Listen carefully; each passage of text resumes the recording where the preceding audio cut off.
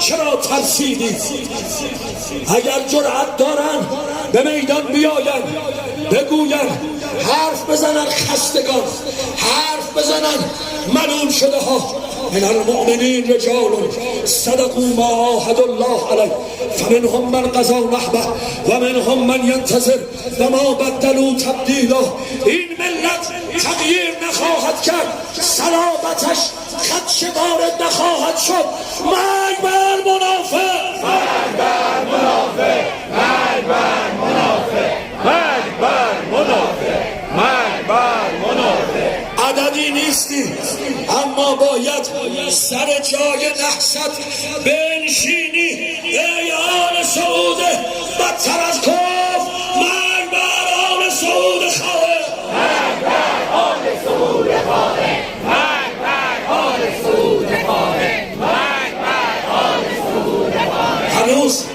هنوز دمزمه مذاکره و رابطه هست. عجیبه در همه دولت ها این انسان ها تکان نمی خورند. از اول انقلاب تا امروز هستند. هر کس به سازش با آمریکا، هر کس به سازش با آمریکا، راهش ز راه دین و ملت جداست، راهش ز راه دین و ملت جداست، راهش ز راه دین و ملت جداست، راهش ز راه دین و ملت جداست، راهش ز راه دین و ملت جداست، راهش ز راه دین و ملت. این فریاد علمای جهان اسلام است، نه فقط جمعیت نمازگزار شهر قم.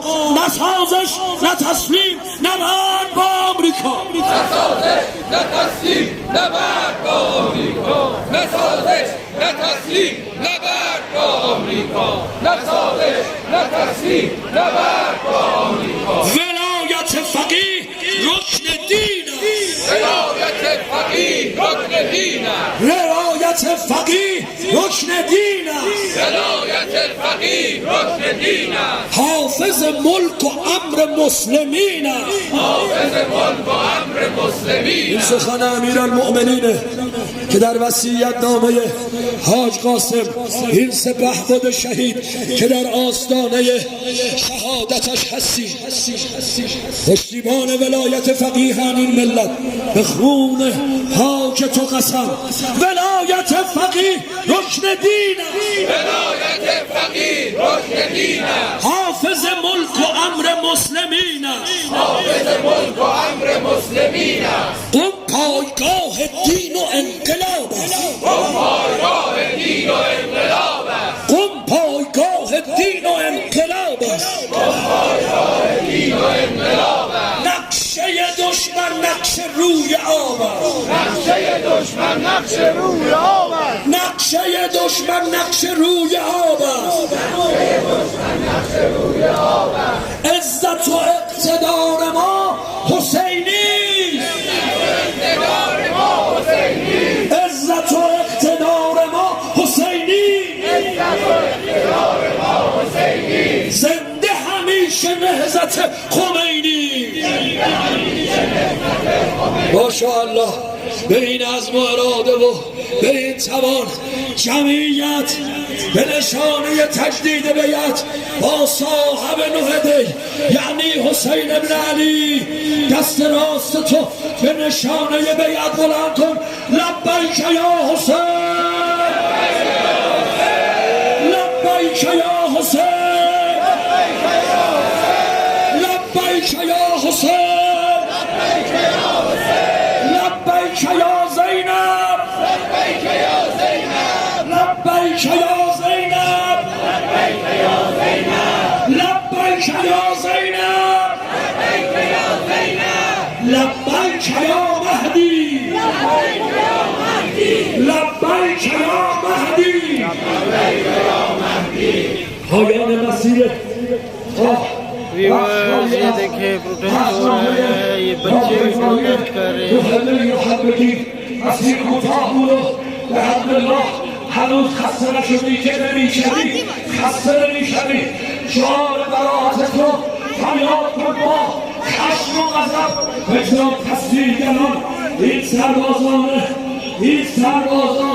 انقلاب اسلام و جمهوری اسلامی عزم تو اراده و خشم تو نسبت به امریکا عامل اصلی فتنه 88 به همه عالم مخابره کنند. مرگ بر آمریکا، مرگ بر آمریکا، مرگ بر آمریکا، مرگ بر جمعیت بیاد جلو پر کنه میدونو، بیاد جلو. عزیزان همینطور که شعار میدن جلو تشریف بیارن. دو طرف میدان جا هست، جمعیت هنوز انتهای خیابانه. عاقبتتون بخیر. مرگ بر اسرائیل!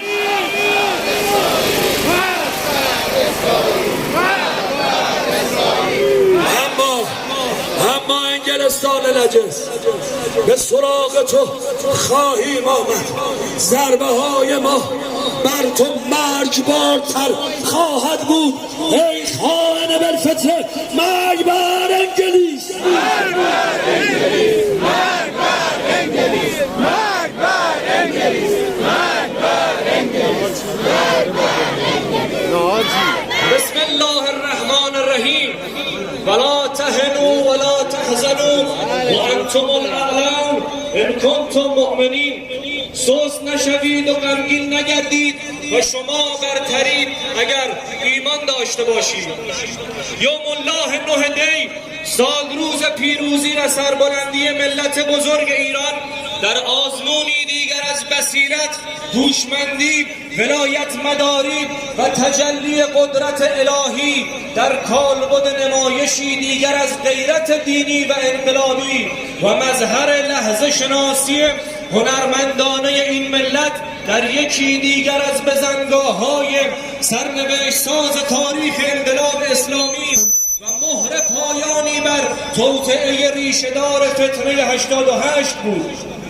روزی که دینداران واقعی با جلوه‌های درخشانی از بصیرت انقلابی شور و شعور را به نمایش گذاشتند و با استعانت از درگاه الهی و درک درست از مکتب امام رحمت الله علیه و لبیک به موقع به راهنمودهای حکیمانه مقام معظم رهبری و گذر از مسیر سخت لغزان و پرپیچ و خم فتنه ها حماسه آفریدند و با پایبندی به آرمانها و وفاداری به مولا و مقتدای خود ये देख रहे हैं बहुत बड़ा प्रोटेस्ट हो रहा है और ये इनकलाब का प्रोटेस्ट है.